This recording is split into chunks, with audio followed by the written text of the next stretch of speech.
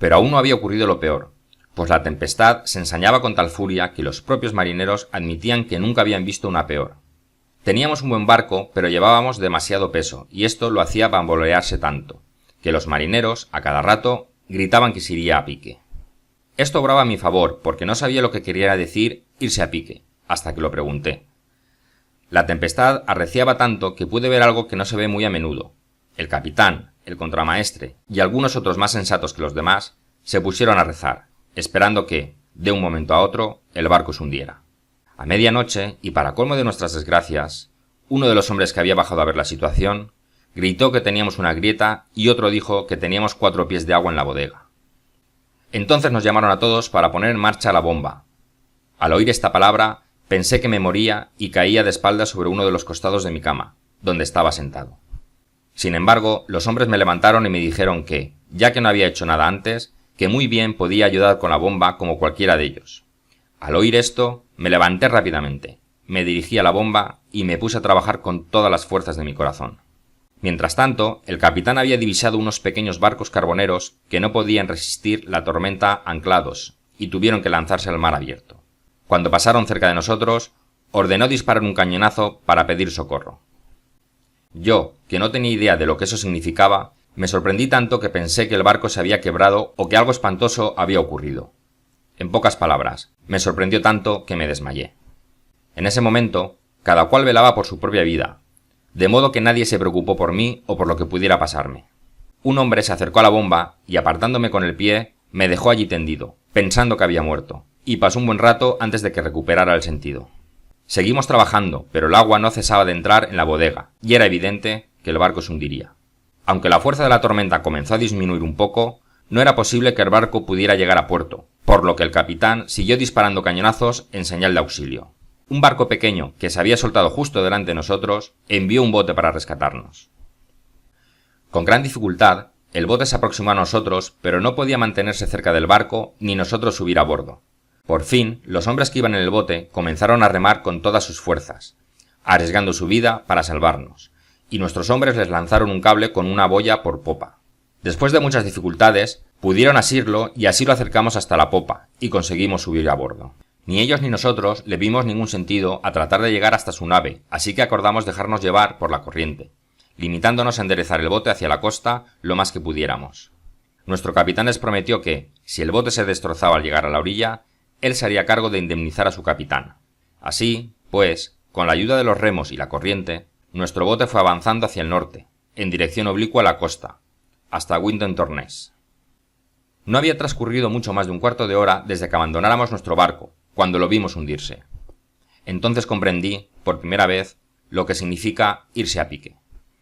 Debo reconocer que no pude levantar la vista cuando los marineros me dijeron que se estaba hundiendo. Desde el momento en que me subieron en el bote, porque no puedo decir que yo lo hiciera, sentí que mi corazón estaba como muerto dentro de mí, en parte por el miedo y en parte por el horror de lo que según pensaba aún me aguardaba. Mientras estábamos así, los hombres seguían remando para acercar el bote a la costa y podíamos ver, cuando subíamos a la cresta de una ola, que había un montón de gente en la orilla, corriendo de un lado a otro para socorrernos cuando llegáramos. Pero nos movíamos muy lentamente y no nos acercábamos a la orilla hasta pasado el faro de Winterthur, donde la costa hace una entrada hacia el oeste en dirección a Cromer. Allí, la tierra nos protegía del viento y pudimos llegar a la orilla. Con mucha dificultad desembarcamos a salvo y, después, fuimos andando hasta Yarmouth, donde, como hombres desafortunados que éramos, nos trataron con gran humanidad, desde los magistrados del pueblo, que nos proveyeron buen alojamiento, hasta los comerciantes y dueños de barcos, que nos dieron suficiente dinero para llegar a Londres o Hull, según lo deseáramos. Si hubiese tenido la sensatez de regresar a Hull y volver a casa, habría sido feliz y mi padre, como emblema de la parábola de nuestro bendito Redentor, habría matado su ternero más cebado en mi honor, pues pasó mucho tiempo desde que se enteró de que el barco en el que me había escapado se había hundido en la rada de Yarmouth, hasta que supo que no me había ahogado. Sin embargo, mi cruel destino me empujaba con una obstinación que no cedía ante nada. Aunque muchas veces sentí los llamados de la razón y el buen juicio para regresar a casa, no tuve la fuerza de voluntad para hacerlo. No sé cómo definir esto, ni me atrevo a decir que se trata de una secreta e inapelable sentencia que nos empuja a obrar como instrumentos de nuestra propia destrucción y a abalanzarnos hacia ella con los ojos abiertos, aunque la tengamos de frente. Ciertamente, solo una desgracia semejante, insoslayable por decreto y de la que en modo alguno podía escapar, pudo haberme obligado a seguir adelante, en contra de los serenos razonamientos y avisos de mi conciencia, y de las 2 advertencias que había recibido en mi primera experiencia. Mi compañero, que antes me había ayudado a fortalecer mi decisión y que era hijo del capitán, estaba menos decidido que yo. La primera vez que me habló, que no fue hasta pasado 3 o 4 días de nuestro desembarco en Yarmouth, puesto que en el pueblo nos separaron en distintos alojamientos, como decía, la primera vez que me vio, me pareció notar un cambio en su tono. Con un aspecto melancólico y un movimiento de cabeza me preguntó cómo estaba.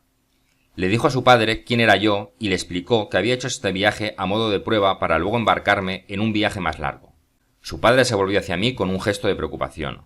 «Muchacho», me dijo, «no debes volver a embarcarte nunca más. Debes tomar esto como una señal clara e irrefutable de que no podrás ser marinero». «Pero señor», le dije, «¿acaso no pensáis volver al mar?» «Mi caso es diferente», dijo él. «Esta es mi vocación y, por lo tanto, mi deber. Mas, si tú has hecho este viaje como prueba, habrás visto que el cielo te ha dado muestras suficientes de lo que te esperas insistes. Tal vez esto nos haya pasado por tu culpa, como pasó con Jonás en el barco que lo llevaba a Tarsis. Pero dime, por favor, ¿quién eres y por qué te has embarcado?» Entonces le relaté parte de mi historia, al final de la cual estalló en un extraño ataque de cólera y dijo: «¿Qué habré hecho yo para que semejante infeliz se montara en mi barco? No pondría un pie en el mismo barco que tú otra vez ni por 1000 libras esterlinas». Esto fue, como pensaba, una explosión de sus emociones, aún alteradas por la sensación de pérdida, que había rebasado los límites de su autoridad hacia mí. Sin embargo, luego habló serenamente conmigo. Me exhortó a que regresara junto a mi padre y no volviera a desafiar a la providencia, ya que podía ver claramente que la mano del cielo había caído sobre mí. «Y, muchacho», dijo, «ten en cuenta lo que te estoy diciendo. Si no regresas, a donde quiera que vayas, solo encontrarás desastres y decepciones hasta que se hayan cumplido cabalmente las palabras de tu padre».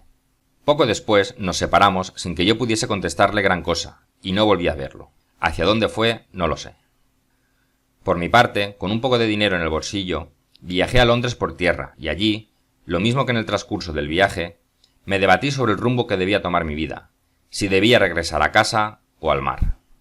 Respecto a volver a casa, la vergüenza me hacía rechazar mis buenos impulsos e inmediatamente pensé que mis vecinos se reirían de mí y que me daría vergüenza presentarme, no solo ante mis padres, sino ante el resto del mundo.